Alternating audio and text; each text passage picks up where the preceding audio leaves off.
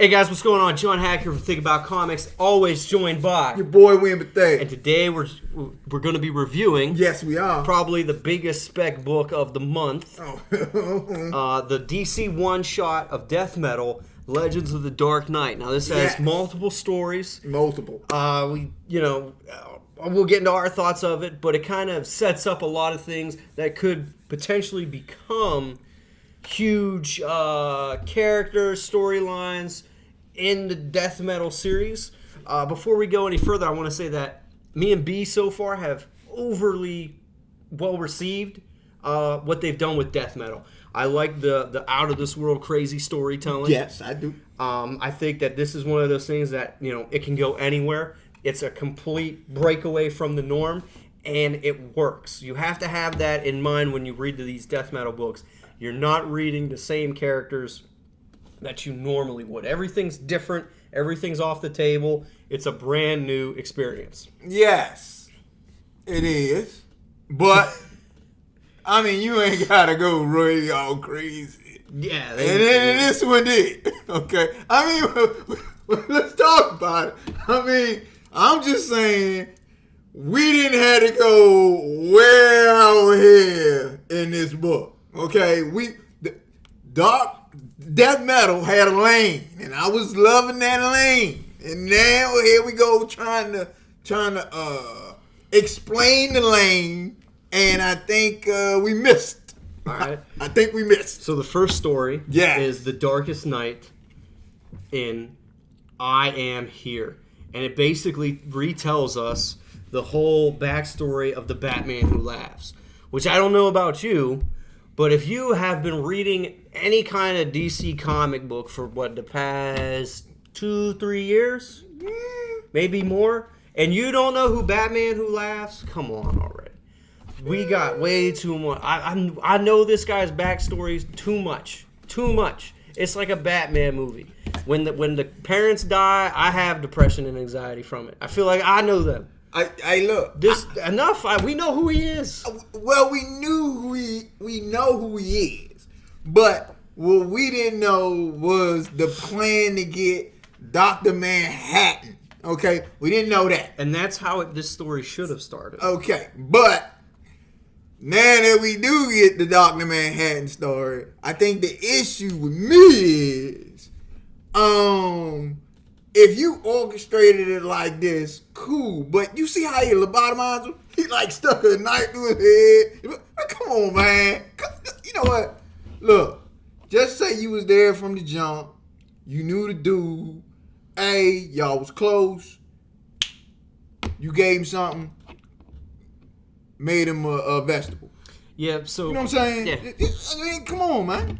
Yeah, so I mean, pretty much, the first big portion of that first story is his backstory, and then you see that he got a Bruce Wayne from a different universe, made him go through the same experiment that created Dr. Manhattan. He does that, kills that guy, and in the previous main issue of Death Metal, you see him swap brains. Now, originally we thought that was maybe a Dr. Manhattan from that universe, whatever. It's not Dr. Manhattan. It's Bruce Wayne.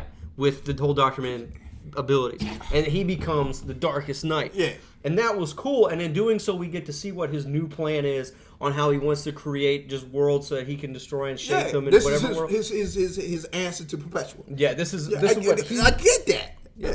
It's what he is. He's allowed to bring this to the table, and now he's able to fight Perpetua, which is cool. That's all we needed to know. We didn't need an issue. We didn't need an issue to do that, in my opinion. I think the next issue of Metal could have started off, the Darkest Night tells us that. We didn't need that. And the next book, the next story, is it's the Robin King and King of Pain, which is another retelling of a Batman who kind of veered off the path, but instead of Batman, it's Bruce Wayne.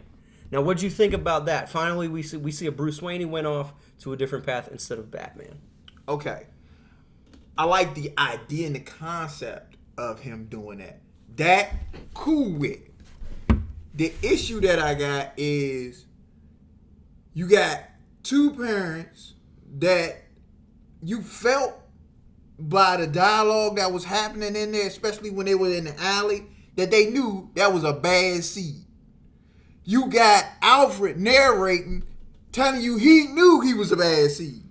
So I got 3 smart people that know this bad dude, this bad kid is hurting people and doing all kinds of stuff, and you telling me they slipped they all slipped and let this little kid kill everybody?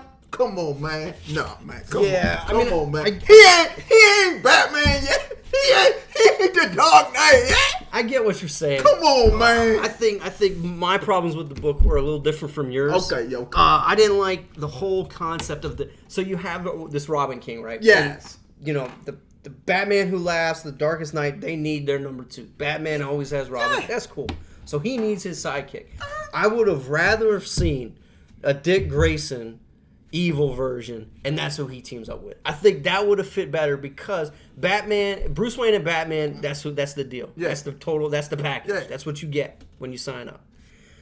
With this, it's Bruce Wayne, but it's not Batman. He's not the threat to me is they've hyped this new Robin up to be the worst of the worst. Yeah. The issue I have is, okay, these heroes have already defeated the Batman Who Laughs without being super powered up with Manhattan abilities. So why would I be scared about a kid who's just a nutcase dressed up like Robin? Yeah. I wouldn't be scared about that. That doesn't add anything to it. I would have thought they would have went, if they were going to say a Bruce Wayne like that, his parents were crazy. That would have been cool. You know what I'm saying?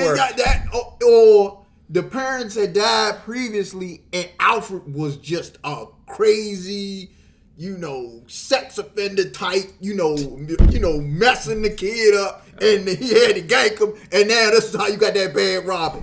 Give me that. Give me them building blocks. Don't give me. He got. I don't think this is a Black Label book. But I'm just saying, give me that, because I'm telling you, he murked his mom, his dad, the dude that was robbing him, and so chill, and Alfred. Yeah, it's. And wait a minute, and Commissioner Gordon. Yeah, but Commissioner Gordon wasn't Commissioner Gordon. He was just a beat cop. But come on, man. I mean, everybody is hyped and excited about this book. That's why people wanted this book for first appearance of Robin King. Yeah. This book is already on eBay for $25. The one variant with there's a T-Rex, Darkest Night, and Robin King is like going for. I saw one at $400. I saw one at $200, $300. So it's all across the board. Look, I'm telling you, and then the dinosaur jump was only 2 pages. Yeah, and I thought that was kind of a cool. Like I thought that when I first saw the dinosaur in Death Metal, I was like, "Geez, what is going on?" But then I was like, "Oh, this is kind of cool." And then you have the Knight Rider Batmobile person. Yeah. So. I mean, even the vehicle story got me a little bit because it was well detailed. It tells. He was narrating it. Batman, the actual vehicle was narrating it and saying, "Yo, this is my story." That felt good. Give me a Killer Croc story on how Batman became, a dinosaur. Yeah. Give me. Yo, it was some kind of chemical thing with some kind of whatever. Give me something. Well, and then when you look at the Batman T-Rex story is. B-Rex and Batmanosaurus Rex, which is literally 2 pages. Yeah. And it's not like here's the beginning. Yeah. And there's the end. That's it. That's all you get. The Batmobile story, I didn't really care for. I didn't really care for the other one where he sacrifices Damian Wayne and all that stuff. I mean, what'd you think of that one? The sacrifice of Damian Wayne, that was actually pretty cool. I mean, it was on a horror tip. Yeah. So I mean, not like horror, but this was like, hey, Batman got the book in there. Damian didn't know how hard he was getting ready to go. Boom, now you know. I think that was the best story. Really, you really like that? I like that one because that one showed me a Batman that was older, that was hardened. And all the other Robins had already died, and now it's Damian, and Damian isn't doing what Bruce think he should be doing. Yeah. So it's like Bruce is like, look, because that's Bruce Wayne. If you can't do it better than me, you fail. You'll fail. So I like. Well, he sacrifices him and becomes one with the city. Hey, that's some John Constantine shit. That's some scary stuff. And then I read probably a couple panels. The last one is Baby Batman, and I thought that was stupid. I read a couple panels of it, and I stopped. I didn't finish it. So I finished that, but here's the thing about this. They could have used panels from that to work on the T-Rex Batman. But hey, look, they the creators. They do the thing. It's their thing. I'm just saying, yo, y'all got so much created already that you could have just went to instead of doing that. Yeah. You know what I'm saying? I'm just saying that this here could have been.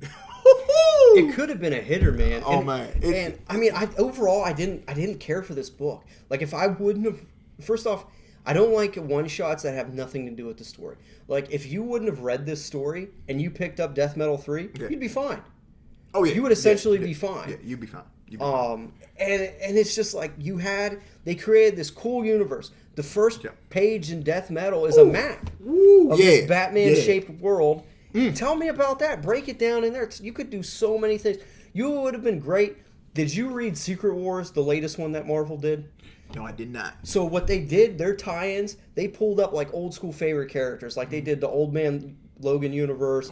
They did like 2099. They did all the cool stuff that doesn't exist in Marvel anymore. They went back to that and added them into this new world that Doctor Doom had created. Yeah. And reading the Secret War storyline and reading these tie-ins in, you got to see how the world goes on under his regime. Good day. I would rather have had something like that than this. I mean, if you buy it for collector purposes, I mean, obviously you got first appearances of Rodney King and all that other stuff, but it's just, for me, I was really disappointed reading this. I had a lot of high hopes for it. Well, I enjoy the Batman Who Laughs, so him changing now, it seems too OP, but it's okay. And the whole deal with Robin, I don't like that. But hey, I think all in all, this kind of it moved me a little bit, but I already know the other books are gonna be monsters. So this here, hopefully, this here is a little, but the story is well, I mean, I just hope the other one shots get better. Yeah. Because I think we have 3 or 4 other one shots coming after this. Yeah. But anyway, hey guys, but in all seriousness, overall book was for me. Enjoyed some of it. Always give us a like, give us a subscribe, hit us up in the comment section. We do a really good job of getting back to you guys. We love having conversations with you guys about comics and just having fun with the comic book community. Thanks, guys. Peace.